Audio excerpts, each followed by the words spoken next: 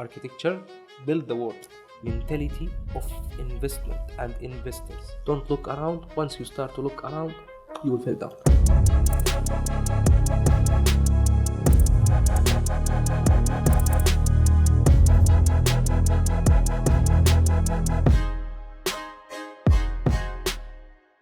Today on Under Spotlight, we have a very exciting guest, the VIP investment manager at PSI and the leader to one of the best sales team of 2023, with a special background spanning across different fields. Dia Salo, welcome to Manager Under Spotlight. Thank you so much actually for this nice welcoming, Farah. Thank you for being here. So let me tell you what we'll be doing today. We'll be asking you 5 questions. You'll have a chance to skip 1 question. Oh, Okay. However, the 5th one will be spot 30. You will have 30 seconds to answer it. Deal. I would also like to tell you hoş geldin. Oh, so Turkish sana konuşuyorsun. Evet. Güzel. Okay. But how you get that I speak Turkish as well? Okay. Exactly. So okay, we know a lot about you, Dia. Actually, this was one of the interesting facts, that you speak Turkish and you've studied abroad. Yeah. Okay, and given the fact I am Turkish as well, I felt like I had to welcome you in Turkish. Oh, really? This is also a nice fact to know this. All right. Are you ready? Yes. Let's go. Question 1. Why real estate? Oh. Okay, actually, regarding to this, why real estate? I was working actually real estate abroad even. From my first year university, I started with leasing in small units with the students that they are coming to the country. Then I was looking in the street and getting that. In addition to my normal working, which is architecture. Architecture is talking about building, about space, about this is beauty for me, to be honest. When I look to a building or I even feel the space while I'm talking about it. So this is one of the things connected to real estate. After that, I was going to leasing total buildings, and I started from that part. Later on, I even did hotel management for full hotels or accommodation, and I start to even contact people who's the family of these students and start selling from that time. So I'll go to question 2 right away. How does your background in architecture bring a unique perspective to your sales? Oh. Mainly feeling the space and imagine the space very well. We have many projects, especially in this industry, that people doesn't, or the people, they don't value the project and they are saying it's expensive or something. But once it's handed over, they see the space and they value the money, and even the appreciation starting more and more and more. One of the things to know technically about the project, will give you extra credential to talk about materials and others. This is the booming real estate market in the world. So the people, they are expert even about the technicality and materials and others. Plus the space, how to communicate it from 3D or from 2D to a reality for them. If this experience reaches to the client, he will know about what you are talking about. Wow, so you visualize everything and then transmit it to the client. Sure. Okay, that's interesting. I would like to also mention something. So speaking of that, does it play a role in quickly assessing the value of a property? Like you being an architect in the first place and studying that, does it help you to assess the value of the property or no? From which point of view? Client point of view or my point of view? Your point of view, like when you enter a property and then you've seen it, because you're an architect and you know all the materials and you know these little details, okay, and the spacings and so on, as you've mentioned, does it help you assess the value of the property? 100%. Like 100%. you might not get it right 100, but at least... No, actually, because I'm experienced in architecture and I was working with my father and I worked more than 5 years also in architecture in young ages, before the university and after, and with international projects there. So when I enter a property and I see something highly valuable there, directly I try to grab the attention of the client for this value. So this is for sure assisting. Viewing is not saying where is the ground floor or where is the bedroom or where is the living room. Viewing talking about the quality of the space. Quality of the space, people are doing master and thesis about this. So of course I can grab the whole attention. It will give me more credential to assist. If you really like what your job doing it. So I'm not changing career for something and I don't know about my background. It's not only a diploma I took it. It helped me a lot and I use it for sure. I will Yeah, not actually, lose. this is very inspiring for me to hear, to be very honest. Aside from this, speaking, you've mentioned, you've spoke of architect in a very passionate way. Would you consider going back? Not going back. Merge. I'm How? thinking to continue. I finished actually my thesis and I published my book as well in last 2023. And yesterday I was okay. talking with, actually this is for the first time to say it, I was talking with one of my professor in Cyprus to merge real estate and architecture in one in PhD and continue the PhD there. Why not? It's an art. It's not I don't know. Some people thinking real estate is sales only. It's not sales. It's not sales. Okay, for the very first time, I would like to say this, but no, I'm hearing a lot of passion coming out of you, Dia, to be very honest. I see the passion in what you're saying when it comes to architect, and I see how it's like you did not choose architect. Now, when I told you, would you consider going back? You could not let go of real estate or the architect. They so are you together wanted for me. both. Yes. It's Okay. expanding me. I will tell you something just for this point. When we in architecture, it's like experience. Even the study that we are doing, it's always updated. Which means when you see more case study it means buildings and building and building. And actually, I reached by real estate to upgraded limits in architecture that I was not going to reach it. Which I mean, and this is really for the first time as well, I say it. In architecture, I couldn't reach that up for the people, for the big companies that working in architecture. They would not even choose me from the beginning. Now I'm talking with the top people and the owners and the director of architects for big companies name without mentioning them, but the top 5 architecture company in the whole world from UK to here, and I have direct contact with them, and we are talking about architecture and real estate together. And when I see a new project with a new technique, with new facilities, will add for me a case study to my architecture background. Okay, very interesting. Going back to your book, can you tell us a little bit about it? It was in the mentioned from the script, or you just grab it from my No, talking? I grabbed it from what you said. Oh, okay. It was talking, the book was a scientific book indexed and talking about the facade optimization of the building through LEED accreditation and BIM technology. And I did one tool that can discover you can check your building before constructed to reduce the energy, daylight, glare, and other things that related to the facade. So there is a specialist now in facade.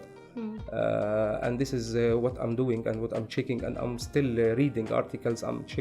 There is no one reaching to something, even in real estate. When you introduce me, a specialist and others, until now I'm taking courses and I'm increasing my limit.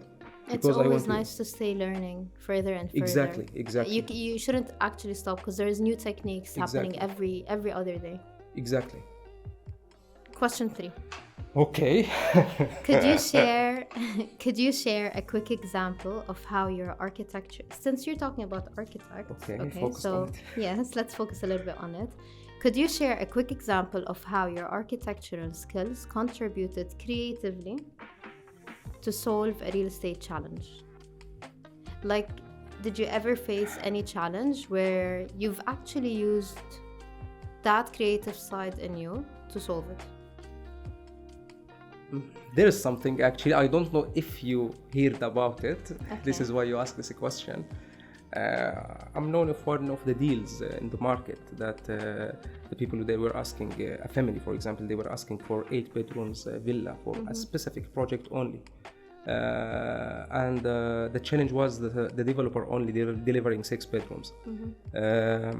Yes, that one I redesigned some walls from inside regarding to the structure, regarding to everything, to use the villa in efficient way. For example, they have a separated dining or something.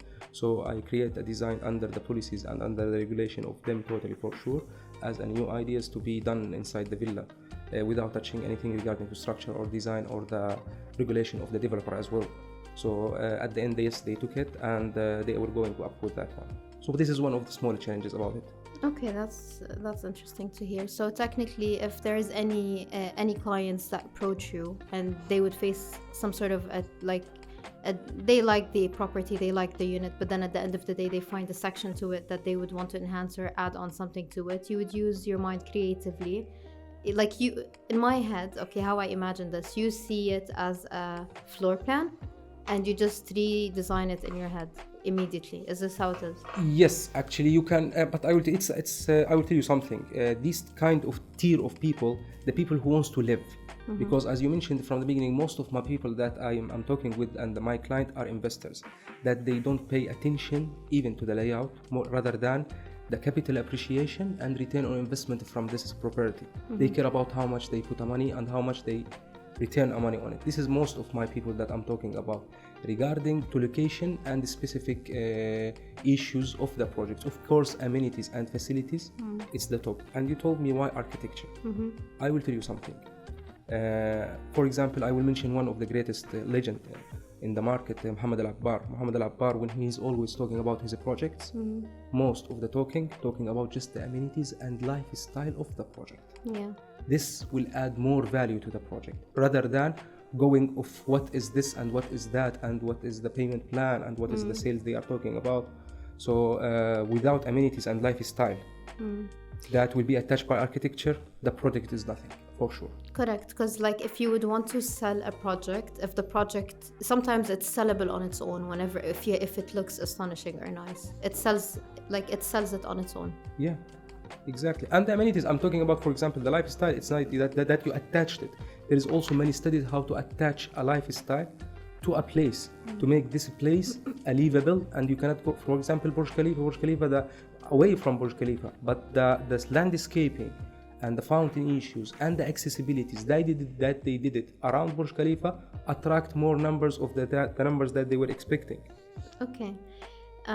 Question there for me. That's not question 4, but I have a small question in the middle. Okay. Okay.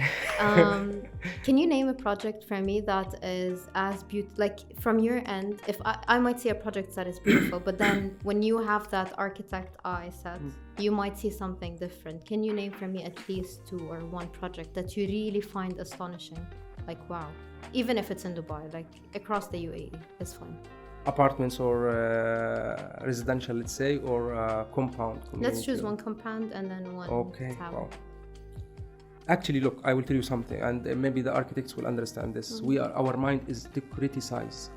This will allow you to increase as much as you can for the building. So our mind, even you hear maybe into social media, architecture, jury, only they destroy your project, only they, because yes, we are having a problem to solve it.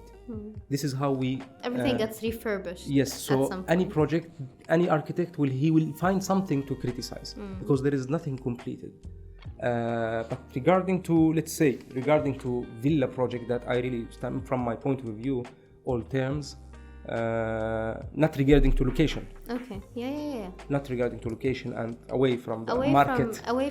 It doesn't have to relate to a certain developer or location or anything. It's just your personal preference, like Diya's personal preference.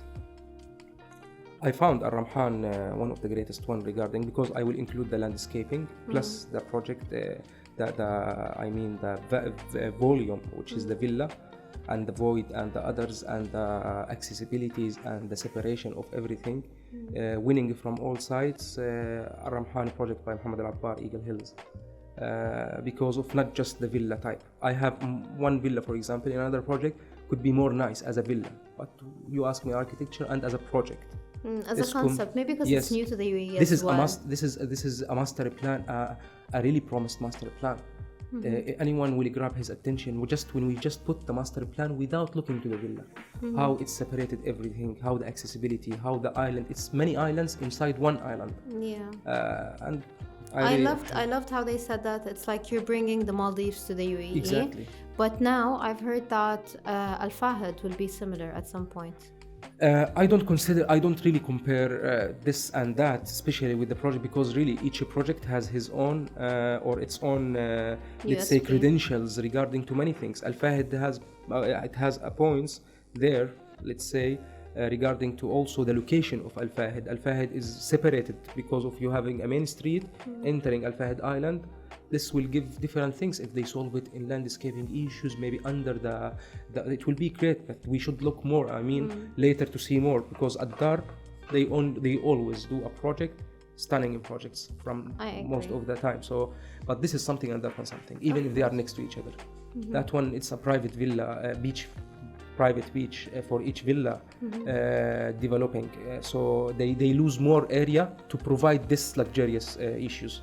So they provide a lifestyle rather than putting a villa next to each other or behind each other. So there is no something called single row, double row, corner or not corner. We are talking about curvilinear, which means everything on the corner. Plus they are separated from each other. So they lost area, which is they could squeeze the project and put more villas.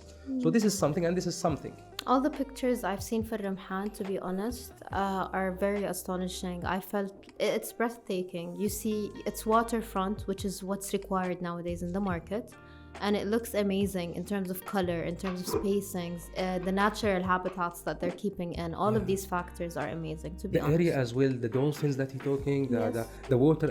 Some people, they are telling me they color the water. I said, no, imagine this water is natural coming. It's if you see the whole geographical area, this is a natural water. Plus, of course, they want to maintain the filtering and these issues. I am with the environment control. It's something very good, of course. I don't keep everything wasted. For example, the natural can bring also a waste to my beaches. This should be all clean. So I'm with, of course, the government or the environment plans. Excellent. What about the tower then? Towers? Oh, this is very... Look, for towers, maybe it might be a bit harder. Let's go for 2. Let's go for 2. Oh my God, this is really hard. Okay. Really hard, because let's choose one in Abu Dhabi and one in Dubai. Oh my God, it will be harder and harder. A towers, high-rise building. Yeah, like a skyscraper. Oh my God. This is very hard, to be honest. I will not go with to be honest. This is the 4th question. No, these are not considered questions. Okay, we're having a conversation. Okay, because no, it will be hard to choose one. Trust me, because of my other career background, it's wrong to choose one that it's especially skyscrapers. Can I choose one? You choose. Let me. I really want to hear from you. Actually, what is your opinion about some towers? I would choose the Bugatti and the Mercedes together. Brands, so. Together, okay? Together, because the Mercedes tower looks nice, okay? And maybe because it's the hype now. And to be honest, I'm trying to redirect this to something else. Between Bugatti and Mercedes, what do you choose? Depends about what I want. Because to be honest, the Bugatti penthouse is amazing. The Bugatti penthouse is another design from the whole project, as well as Mercedes. They do a sky villa triplex volume. I mean that it's a sky villa. It's not a penthouse when you have a triplex, which means 3 floors. You are owning 3 floors on the sky, between the water and the sky. So it is really amazing, and the view is amazing. But Bugatti, they have specialist things with the elevator of the car parking, and they do now from brand of luxurious things to have a gallery of parking inside your apartment of your total cars. Wow. But if I will choose one, I will prefer Bugatti because of the facade. The rhythm on the facade of Bugatti, it's nice, which means not typical. You see the rhythm of and the harmony of Bugatti tower. I really like it regarding to design. And if I will choose one, by the way, as a project, I will choose something with the people who did a story behind the tower and the concept behind it, which will go to big companies like Zaha Hadid, like Frank Gehry. These ones, they will win for sure, whatever is the brand. They are brand in itself. Since this episode was filled with so much insights and knowledge, we decided to split it into 2 parts. Join us next Saturday for part 2 of Manager Under Spotlight with Dia Salo. Don't forget to subscribe and turn on notifications to get the latest from PSI.